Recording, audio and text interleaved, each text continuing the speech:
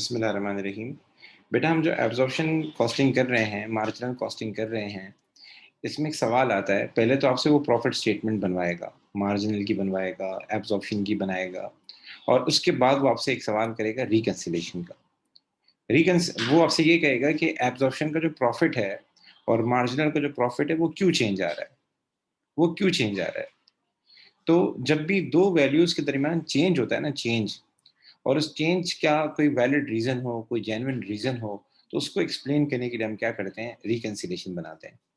Like आपने bank reconciliation statement पढ़ी होगी, उसमें क्या होता था कि जो बैंक स्टेटमेंट की वैल्यू होती थी, वो कुछ और होती थी और हमारे पास जो बैंक अकाउंट हम बनाते थे, इवन अपडेट भी करते थे, तब भी वैल्यू चेंज होती थी।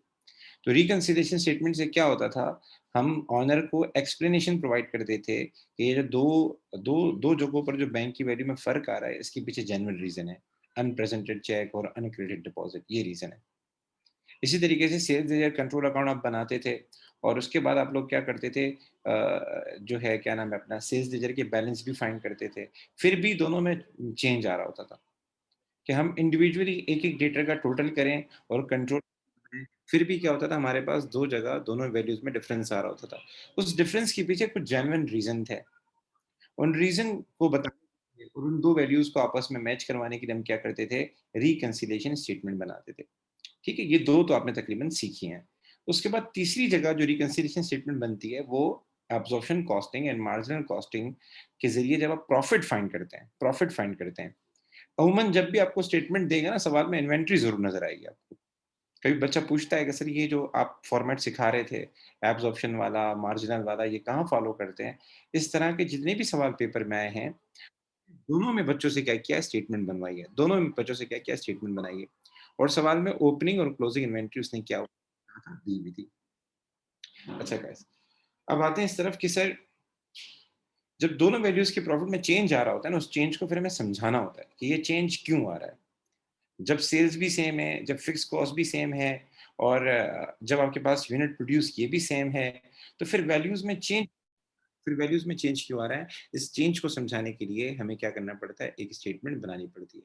बेटा राशिया बेटा थोड़ा बच्चों को देख लीजिएगा, उनको ऐड करते जाइएगा, ठीक है ना? हमारी नस्ल को लेट वैसे ही आना है, ये उनकी सौगात है, ठीक है ना? ये सही होने वाली नहीं आदत। तो सर हम क्या करते हैं, इन दोनों प्रॉफिट को समझाने के लिए, डिफरेंस को समझाने के लिए हम क्या करते हैं, एक स्टेटमेंट बनाते हैं। अब फॉर सपोज़ हम स्टार्ट करते हैं, प्रॉफिट अंडर एब्ज़ॉर्प्शन कॉस्टिंग से स्टार्ट करते हैं। प्रॉफिट अंडर एब्ज़ॉर्प्शन कॉस्टिंग से स्टार्ट करते हैं। इसमें बेटा एमसीक्यूज़ भी सेट होते हैं। ये जो स्टेटमेंट मैं आपको बनाने जा रहा हूँ, कई एमसीक्यूज़ एब्ज़ॉर्प्शन में जो एमसीक्यूज़ जितने भी आते हैं ना, ज़्यादातर एमसीक्यूज़ ओवर अंडर एब्ज़ॉर्प्शन में मिलेंगे और दूसरे एमसीक्यूज़ इस पे मिलेंगे। तो ये रिकन्सिलिएशन स्टेटमेंट एमसीक्यूज़ के लिए भी बहुत ही इम्पोर्टेंट है। तो हमने लिखा profit under absorption costing. Sir हम ये कहाँ से नोट डाउन करेंगे? ये आपने प्रॉफिट स्टेटमेंट बनाई होगी, वहाँ से आपको पता लग जाएगा। अच्छा, अब सुनिएगा। सर प्रॉफिट में जो चेंज आ रहा होता है उसके पीछे 2 मेन रीज़न होते हैं, 2 मेन रीज़न होते हैं। वो आपका एक होता है ओपनिंग इन्वेंटरी और एक आपका होता है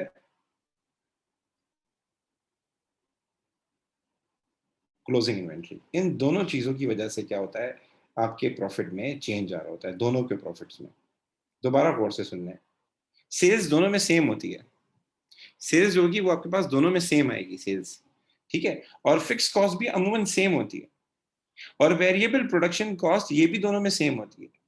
तो सर दोनों की जब सेल्स भी सेम है, यूनिट प्रोड्यूस भी सेम है, फिक्स्ड कॉस्ट भी सेम है और variable production cost, direct material, direct labour और वेरिएबल ओवरहेड ये भी सेम है, इवन वेरिएबल सेलिंग एक्सपेंस है तो वो भी दोनों में सेम आ रहा होगा, तो फिर प्रॉफिट में डिफरेंस क्यों आ रहा है? तो प्रॉफिट में डिफरेंस इन 2 चीज़ों की वजह से आ रहा होता है। क्यों सर? मुझे बता सकते हैं कि एब्जॉर्प्शन कॉस्टिंग में इन्वेंटरी को किस पे वैल्यू किया जाता है? वेरिएबल कॉस्ट पे या टोटल प्रोडक्शन कॉस्ट पे? कल मैंने बताया था आपको कि एक थ्योरी का सवाल आता है हमेशा इसके ऊपर। एब्जॉर्प्शन कॉस्टिंग जब हम सीखते थे, जब आपको मैंने स्टेटमेंट सिखाई थी, तो मैं क्लोजिंग इन्वेंटरी को किससे मल्टीप्लाई करता था? ओपनिंग इन्वेंटरी को किससे मल्टीप्लाई करता था? अपना फुल कॉस्ट से या फिर मार्जिनल कॉस्ट से? याद आ रहा है बेटा कल? एक्सीलेंट बेटा, एक्सीलेंट। एब्जॉर्प्शन कॉस्टिंग में क्या करते थे, फुल कॉस्ट से इसको मल्टीप्लाई कर देते थे। फुल कॉस्ट का मतलब आपके पास ये चीज मैं लिख रहा हूं यहाँ पे, फुल कॉस्ट से हमारा direct material, direct labour, variable overhead और एफओएच, ये आता था एब्जॉर्प्शन कॉस्टिंग में। और जब हम वो यूज करते थे, क्या कहते हैं, जब हम मार्जिनल कॉस्ट यूज करते थे, उसमें direct material, direct labour, variable overhead, ये एक चीज नहीं आती थी, ये वाली चीज आपके पास नहीं आ रही होती थी, एफओएच नहीं आ रहा होता था। तो ये एफओएच जो है ना, ये जो एफओएच है, ये मेन चीज है जिसकी वजह से आपकी जो दोनों इन्वेंट्रीज है इसमें फर्क आ रहा होता है। जो एब्जॉर्प्शन कॉस्टिंग होती है उसमें इन्वेंट्री को इन चारों से मल्टीप्लाई किया जाता है, मतलब टोटल करके। और जो मार्जिनल कॉस्टिंग है उसमें इन्वेंट्री को क्या किया जाता है, सिर्फ इन तीन से मल्टीप्लाई किया जाता है, ये आइटम मिसिंग होता है। तो इसका मतलब ये कि लाजमी बात है, एब्जॉर्प्शन कॉस्टिंग में आपकी ओपनिंग इन्वेंट्री भी ज्यादा आ रही होगी और आपकी क्लोजिंग इन्वेंट्री भी ज्यादा आ रही होगी। एब्जॉर्प्शन कॉस्टिंग में हमेशा आपकी इन्वेंट्री की वैल्यू मार्जिनल के मुकाबले में ज्यादा आ रही होगी, क्योंकि वो ये वाला पोर्शन भी उसके अंदर क्या करता है, शामिल करता है। यहां तक बात क्लियर है मेरी? गाइस जल्दी बताएं ताकि मैं आगे पढ़ाऊं। यहां तक मेरी बात क्लियर है कि इन्वेंट्री की वजह से डिफरेंस आ रहा होता है दोनों प्रॉफिट में? अच्छा, अब गौर से सुनना। अब सब ठीक करने के लिए क्या करना है, तो एक चीज अपने पल्ले बांध दें हमेशा के लिए। ओपनिंग इन्वेंट्री जो होती है वो एक्सपेंस की तरह होती है। ओपनिंग इन्वेंट्री क्या होती है, एक्सपेंस की तरह होती है, मतलब ये प्रॉफिट को क्या करती है, कम करती है। और सर क्लोजिंग इन्वेंट्री जो होती है वो इनकम की तरह होती है। ये एरर में कभी कभार सवाल भी करता है, वहां भी आपको समझ में आ जाएगा। तो ओपनिंग इन्वेंट्री क्या होती है, हमारे पास इनकम की तरह होती है, और हमारे पास ये जो है ओपनिंग इन्वेंट्री जो है ये आपकी क्या होती है, एक्सपेंस की तरह होती है, और क्लोजिंग इन्वेंट्री इनकम की तरह होती है। तो अब गौर से सुनना, हम क्या करेंगे, सिर्फ इस स्टेटमेंट के अंदर ओपनिंग और क्लोजिंग इन्वेंट्री को एडजस्ट करेंगे। ओपनिंग और क्लोजिंग इन्वेंट्री को एडजस्ट करेंगे। तो सबसे पहले आते हैं ओपनिंग इन्वेंट्री पे। ओपनिंग इन्वेंट्री एक्सपेंस की तरह होती है, और इन्वेंट्री एब्जॉर्प्शन में हमेशा ज्यादा होगी। तो एब्जॉर्प्शन का प्रॉफिट क्या हो गया होगा, कम हो गया होगा। एब्जॉर्प्शन का प्रॉफिट क्या हुआ होगा, ओपनिंग इन्वेंट्री की वजह से कम हो गया होगा। और हमें मार्जिनल वाला निकालना है, मार्जिनल वाला निकालना है। तो मार्जिनल में जाहिर इन्वेंट्री की वैल्यू कम गई होगी, और यहाँ पे इन्वेंट्री की वैल्यू ज्यादा गई होगी। तो दोनों को एक पेज पे लाना है। तो हम क्या करेंगे, जो भी हमारी ओपनिंग इन्वेंट्री है उसके अंदर जो भी हमारे पास प्रॉफिट शामिल है, एफओएच शामिल है, वो क्या करेंगे, इसमें से हटा देंगे। और से सुनना, बता रहा हूं मैं आपको, सॉरी सॉरी सॉरी। हम क्या करेंगे, हम लिखेंगे ओपनिंग यूनिट्स मल्टीप्लाई करेंगे एफओएच से। मैं बता रहा हूँ मैं क्या समझा रहा हूँ। देखें, हमारे पास जो मार्जिनल कॉस्टिंग है उसमें इन्वेंट्री के अंदर डायरेक्ट मटेरियल, डायरेक्ट लेबर और वेरिएबल ओवरहेड शामिल होता है। और जो हमारे पास एब्जॉर्प्शन कॉस्टिंग है उसमें direct material, direct labour, variable overhead और एफओएच भी शामिल होता है। तो एब्जॉर्प्शन वाला जो प्रॉफिट है ना, उसमें ओपनिंग यूनिट के अंदर एफओएच भी आ रहा होगा। तो जब हमें मार्जिनल लेवल पे जाना है तो हमें क्या करना होगा, ओपनिंग यूनिट के अंदर जो एफओएच शामिल है वो हटाना होगा, सिर्फ रिकंसिलेशन में। उसके हटाने का तरीका क्या है, आप ओपनिंग यूनिट को मल्टीप्लाई कर दें एफएच से, जो आंसर आ जाए वो यहाँ लिख लें। अब एब्जॉर्प्शन का प्रॉफिट क्या होता है, इस वैल्यू की वजह से कम हो जाता है, क्योंकि ये एक्सपेंस है। ओपनिंग इन्वेंट्री क्या है, एक्सपेंस है। तो ओपनिंग इन्वेंट्री बढ़ जाती है तो आपका प्रॉफिट क्या हो जाता है, कम हो जाता है। तो हमें मार्जिनल की तरफ जाना है तो हम क्या कर देंगे, ऐड कर देंगे। सर क्लोजिंग के साथ क्या करेंगे, तो बेटा वो लेस करेंगे। तो हम लिखेंगे लेस, जो भी क्लोजिंग यूनिट्स हैं, जो भी क्लोजिंग यूनिट्स हैं उनको मल्टीप्लाई कर देंगे एफओएच पर यूनिट के साथ। बेटा एफओएच पर यूनिट के साथ, ठीक है, ये हम लेस कर देंगे। और इसके बाद फाइनली हमारे पास जो आंसर आएगा, फाइनली जो आंसर आएगा वो हमारे पास कहलाएगा profit under marginal costing. Profit under marginal costing. पहली बात, इस स्टेटमेंट के अंदर सिर्फ और सिर्फ ओपनिंग इन्वेंट्री और आपका वो आता है, क्या बोलते हैं, और क्लोजिंग इन्वेंट्री ही आती है। और दूसरा, क्लोजिंग इन्वेंट्री और ओपनिंग इन्वेंट्री को किससे मल्टीप्लाई करना पड़ेगा, एफओएच से मल्टीप्लाई करना पड़ेगा। इसके इस स्टेटमेंट के तीन तरीके हैं, उनमें से एक तरीका ये है। ठीक है, यहां तक मेरी बात क्लियर है? तो जरा इसका सवाल कर लें बेटा।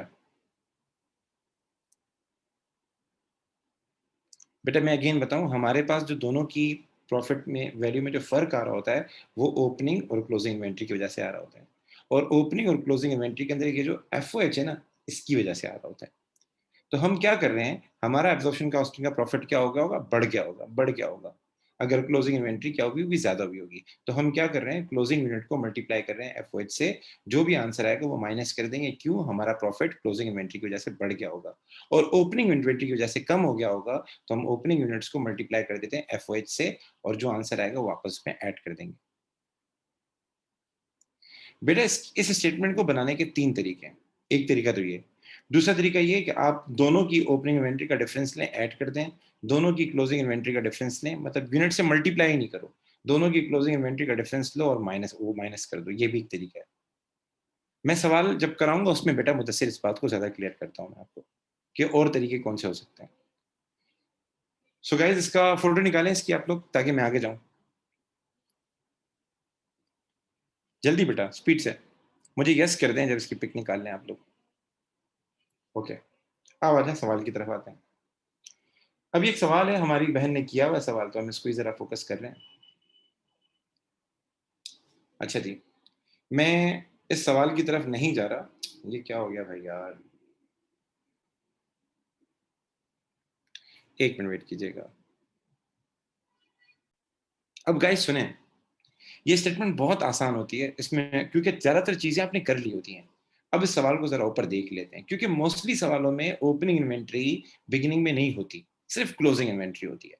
तो बाज़ दफा ऐसा होता है कि रिकंसिलिएशन बनाते वक्त ओपनिंग और क्लोजिंग में से हमें एक चीज लिखनी होती है, ओपनिंग और क्लोजिंग में से सिर्फ एक चीज लिखनी होती है। लाइक इस सवाल को आप देखें तो यहाँ उसने साफ लिखा हुआ है there was no opening inventory. तो ओपनिंग इन्वेंट्री तो मार्जिनल में भी नहीं थी और एब्जॉर्प्शन में भी नहीं थी, तो इसका तो मसला है नहीं, सिर्फ क्लोजिंग का मसला है, क्लोजिंग का मसला है।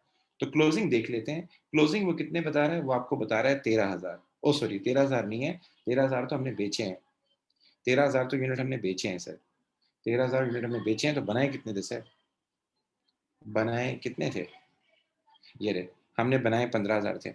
ठीक है, 13,000 हमने बेचे हैं और 15,000 हमने बनाए थे। इसका मतलब ये कितने हमारे पास बच गए थे सर, सर हमारे पास साल के आखिर में 2,000 बच गए थे, क्योंकि ओपनिंग निल था और प्रोड्यूस हमने 13,000 किए थे। तो opening plus produce 13,000, sorry opening plus produce 15,000 हो जाएंगे। 15,000 हमने प्रोड्यूस किए थे और 13,000 हमने बेचे थे, तो ओवरऑल हमारे पास 2,000 की क्लोजिंग इन्वेंट्री आ जाएगी। ठीक है ना बेटा, भले आप अभी ये थोड़ा सा पढ़ लें, थोड़ा सा पढ़ लें फिर चले जाएगा मुदस्सिर, आखिरी तो है। या चलो मुदस्सिर तुम भले लीव कर सकते हो। सो गाइज यहाँ पर हम क्या करेंगे, लेस करेंगे, लेस करेंगे। क्लोजिंग यूनिट कितने हैं हमारे पास, क्लोजिंग यूनिट थे 2,000, हम 2,000 लिख लेते हैं। अब इसको मल्टीप्लाई करना है सर, मल्टीप्लाई किससे करें सर, मल्टीप्लाई करेंगे एफ पर यूनिट से, एफ पर यूनिट से, जो आप एब्जॉर्प्शन कॉस्टिंग में direct material, direct labour, variable overhead के बाद एफ लिखते थे ना, वो वाला। तो आप लोगों ने सवाल में फाइंड किया होगा या इसने सवाल में दिया होगा, हम देख लेते हैं। इसने सवाल में वैसे दिया हुआ है एफ जो है ना, आपको सवाल में ये दिया हुआ है। ठीक है, और ये 15,000 दिया हुआ है। क्या ख्याल है, आप लोगों ने ऐसे ही किया था बेटा काम, 60,000 को डिवाइड बाय 15,000 किया था, 4 आया था, ऐसे ही था बेटा। Yes sir. ओके, सो हम क्या करेंगे, इसको 4 से मल्टीप्लाई कर देंगे सर, 4 से मल्टीप्लाई कर देंगे बेटा, ये हमारे पास आ जाएगा 8,000। हम 8,000 इसको क्या कर देंगे, इसमें से माइनस कर देंगे, और अल्टीमेटली हमारे पास जो प्रॉफिट है वो कितना आ जाएगा, बी क्विक गाइस, जल्दी बताएं कितना आ जाएगा।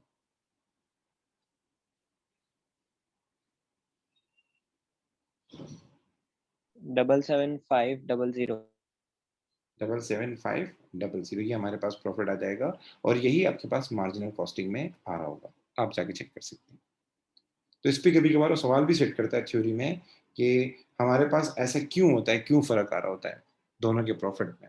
तो थ्योरी में भी सवाल सेट होता है, जो मैं कल लिखवा चुका हूँ। अब मुझे ऐसा करें, एक सवाल और बताएं जो मैंने कल करवाया हो क्लास में। कौन सा सर वो क्वेश्चन, ये नवंबर 2014 P23। नवंबर 2014 P23, 14 ही है, 14 ही है। ओके, P23 ठीक है।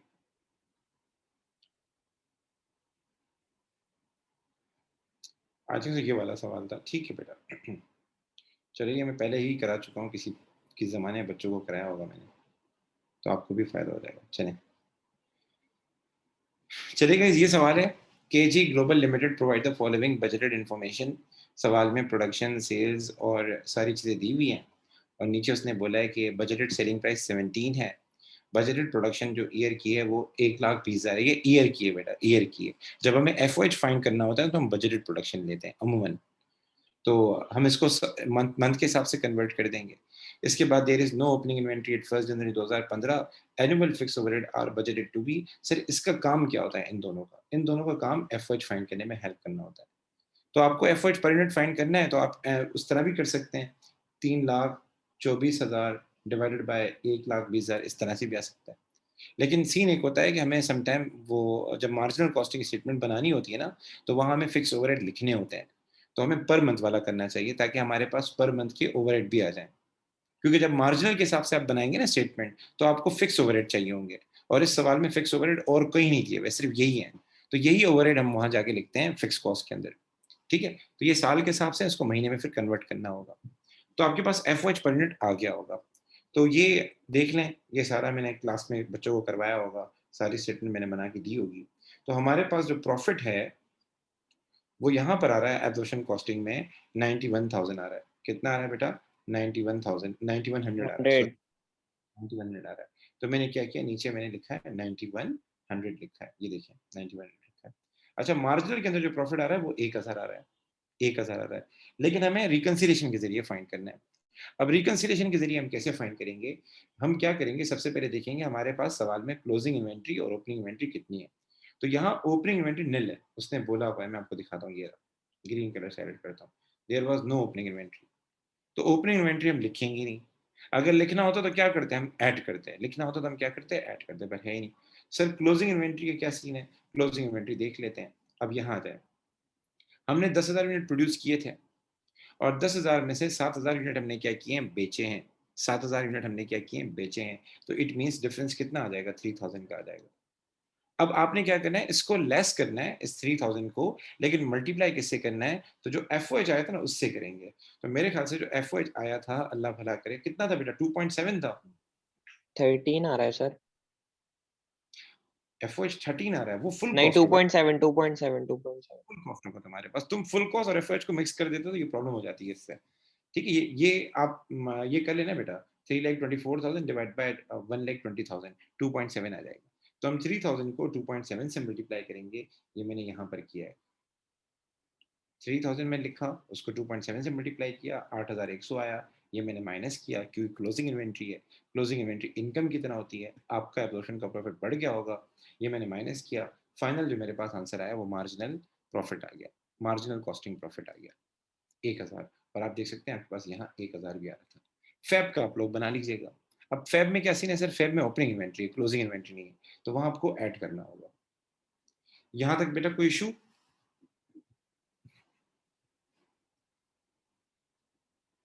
यहाँ तक बेटा कोई इशू सर नहीं ये सर। सिर्फ एब्जॉर्प्शन से ही बनवाता है, अगर मार्जिनल से एब्जॉर्प्शन बनवाए तो क्या करेंगे? तो यहाँ सवाल पेपर में कैसे आता है, मैं जरा समझाता हूँ आपको। देखो ये स्टेटमेंट है। अच्छा, आप बच्चों में बोलते हैं इक्वेशन एक याद कर दो, जिंदगी आसान हो जाएगी। इक्वेशन एक याद कर लो, वो इक्वेशन क्या है? Absorption profit, absorption profit minus opening, sorry minus नहीं है, ओपनिंग प्लस है। एब्जॉर्प्शन प्रॉफिट, उसमें प्लस कर दो ओपनिंग, माइनस कर दो क्लोजिंग, ठीक है? और हमारे पास क्या आ जाएगा, मार्जिनल प्रॉफिट आ जाएगा, एमपी आ जाएगा। ये एक इक्वेशन है, ये तुम याद कर लो। अब अगर खुदा ना खासा पेपर में अगर सवाल दे दे और बोले मार्जिनल प्रॉफिट से स्टार्ट करो, बजाय यहाँ ये लिखने के प्रॉफिट अंडर एब्जॉर्प्शन कॉस्टिंग या एब्जॉर्प्शन कॉस्टिंग प्रॉफिट लिखने के, वो बोलता है मार्जिनल प्रॉफिट से स्टार्ट करो। तो मार्जिनल का प्रॉफिट हमेशा कम होता है क्योंकि उसमें ये दोनों वैल्यूज कम आ रही होती है और एब्जॉर्प्शन में ये दोनों वैल्यूज ज्यादा आ रही होती है। तो वहां फिर उल्टा सीन हो जाएगा क्योंकि क्लोजिंग इन्वेंट्री मार्जिनल में कम थी और एब्जॉर्प्शन में ज्यादा थी। तो जो भी क्लोजिंग इन्वेंट्री का डिफरेंस होता है वो फिर हम ऐड करते हैं क्योंकि इनकम की तरह है ना, हमें मार्जिनल का प्रॉफिट बढ़ाना होगा बकायदा एब्जॉर्प्शन तक जाने के लिए। तो यहाँ क्लोजिंग इन्वेंट्री लेस होती थी, वहाँ ऐड हो जाएंगे। और यहाँ पे ओपनिंग इन्वेंट्री ऐड हो रही है, वहाँ लेस हो जाएगी। क्यों? क्योंकि एक्सपेंस की तरह है। तो ये इक्वेशन याद कर लें। अब ये क्लोजिंग वहां जाके क्या हो जाएगा, ऐड हो जाएगा। ये ओपनिंग वहां जाके क्या हो जाएगा, माइनस हो जाएगा। तो अगर वो आपसे मार्जिनल वाला स्टार्ट करा था तो ये करना है। अच्छा, इसका एक फॉर्मेट और भी है, एक फॉर्मेट और भी है। उसने पेपर में एक सवाल दिया कि उसने पेपर में जो मुझे याद पड़ता है सवाल क्या था याद नहीं आ रहा मुझे, चलिए ठीक है। कभी इसका एक फॉर्मेट और भी, और वो क्या है, हम एब्जॉर्प्शन प्रॉफिट लिखते हैं, वैसी बात करी थी मैं कहता हूँ। हम एब्जॉर्प्शन प्रॉफिट लिखते हैं, ठीक है, ठीक है। और उसके बाद यहाँ क्या करते हैं, लिखते हैं change in inventory, change in units लिख देता हूँ इसके इन्वेंट्री के, मल्टीप्लाई बाय एफ कर देता हूँ, तो हमारे पास आखिर में क्या आ जाएगा, मार्जिनल प्रॉफिट आ जाएगा।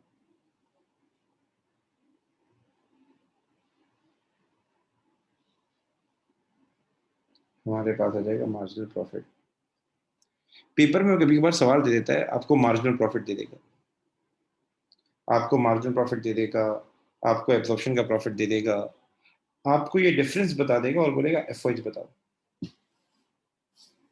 मैंने अभी रिसेंटली सवाल किया था, मैं क्या बताऊँ, सॉरी मैं एक सवाल दिखाई देता हूँ। ये सवाल है, वो पेपर में बोल देगा भाई हमारे पास जो एब्जॉर्प्शन का प्रॉफिट आ रहा है वो आ रहा है 9100, ठीक है, और मार्जिनल का प्रॉफिट आ रहा है 1000, ठीक, अच्छा जी। अब फॉर सपोज जो डिफरेंस था वो क्लोजिंग इन्वेंट्री की वजह से था, जो डिफरेंस था वो क्लोजिंग इन्वेंट्री की वजह से था, वो क्लोजिंग इन्वेंट्री की वजह से था।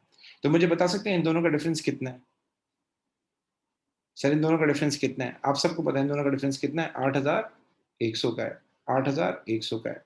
आप 8100 का डिफरेंस आपको मिल गया, वो आपसे सवाल ये करेगा, ये बताओ, ये बताओ हमारा एफ कितना आ रहा है, हमारा एफ कितना आ रहा है। तो बच्चों को मैं एक फॉर्मूला बताता हूँ, वो जहन में याद रख लें, वो जहन में याद रखना है। एफ फाइंड करने का एक फॉर्मूला है, एफ इज इक्वल टू, इस ये एमसीक्यूज में काम आएगा, वो है चेंज इन प्रॉफिट,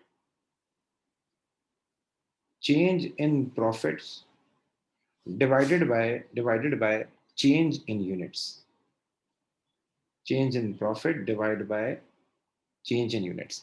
क्या मतलब है, वो आपको पेपर में मार्जिनल का प्रॉफिट भी दे देगा, एब्जॉर्प्शन का प्रॉफिट भी दे देगा, और आपको बोल देगा कि ओपनिंग इन्वेंट्री निल थी, क्लोजिंग इन्वेंट्री 3000 थी। तो सर कितना डिफरेंस है दोनों के दरमियान, 3000 का डिफरेंस है, और आपके पास प्रॉफिट के दरमियान कितना डिफरेंस है, अभी हमने सवाल किया, एक था 9100 और एक था 1000, तो हमारे पास कितना डिफरेंस आ गया दोनों के दरमियान, 8100। इसको डिवाइड कर देंगे किससे सर, ओपनिंग इन्वेंट्री 0 थी, क्लोजिंग इन्वेंट्री 3000 थी, दोनों का डिफरेंस कितना है, 3000 है। तो जब आप इसको इससे डिवाइड करेंगे तो आपके पास एफ कितना आ जाएगा, 2.7 आ जाएगा, 2.7 आ जाएगा। तो इस तरह से एमसीक्यूज वो सेट करता है, और एमसीक्यूज में आपसे एफ पर यूनिट पूछ लेगा, या वो क्या करेगा, ये दोनों वैल्यूज दे देगा, ये पूछ लेगा आपसे कितना है। एमसीक्यूज में ये चीज बहुत आएगी आपके पास। यहां तक बेटा कोई सवाल?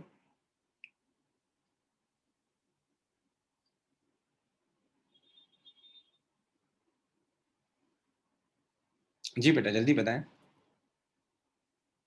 नो सर, तो आप लोग ऐसा करें, हमारा एब्जॉर्प्शन तकरीबन कंप्लीट हो गया है, एब्जॉर्प्शन की जो सवालात वगैरह हैं आप कर लीजिएगा, रिसेंट वाले कीजिएगा, पुराने वाले नहीं कीजिएगा। और एब्जॉर्प्शन में थ्योरी मैंने कल बताया था, ये थ्योरी कॉमन है कि दोनों प्रॉफिट में क्यों डिफरेंस आ रहा है, याद कर लीजिएगा। और मार्जिनल यूज़ करें या फिर वो यूज़ करें, एब्जॉर्प्शन यूज़ करें, तो ये फिर थ्योरी आप पढ़ लीजिएगा। एक चीज़ और दिखा रहा हूँ, 1 मिनट वेट कीजिएगा, उससे आपको बड़ा फ़ायदा होगा। एक फ़ाइल मैंने भेजी